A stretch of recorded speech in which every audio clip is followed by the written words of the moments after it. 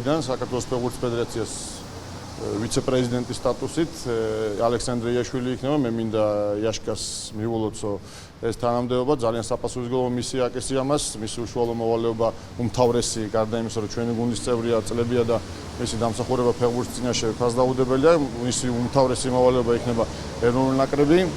ის ყველაზე მნიშვნელოვანი თემა, რომელიც ქართულ გულშემატკივარს აინტერესებს, ამიტომ მე მინდა ამ საპასუხისმგებლო მისიაზე, გარდა იმისა, რომ მიულოცო წარმატებები უსურო. რა თქმა უნდა, ჩემთვის ძალიან დიდი პატივია, იმიტომ რომ ეროვნული ნაკრები არის ქვეყნის სახე და ფეხბურთის ასე ვთქვათ სახე, რა თქმა უნდა, ძალიან საპასუხისმგებლო საქმე არის და რა თქმა უნდა, ამიტომ ცოტა ხანში უკვე შეგვეძლება რომ კონკრეტულად ვილაპარაკოთ, რას გავაკეთებ მე და როგორ იქნება ჩემი ხედვა, ამაზე რა თქმა უნდა შეგვიძლია ცოტა ხანში ვისაუბროთ.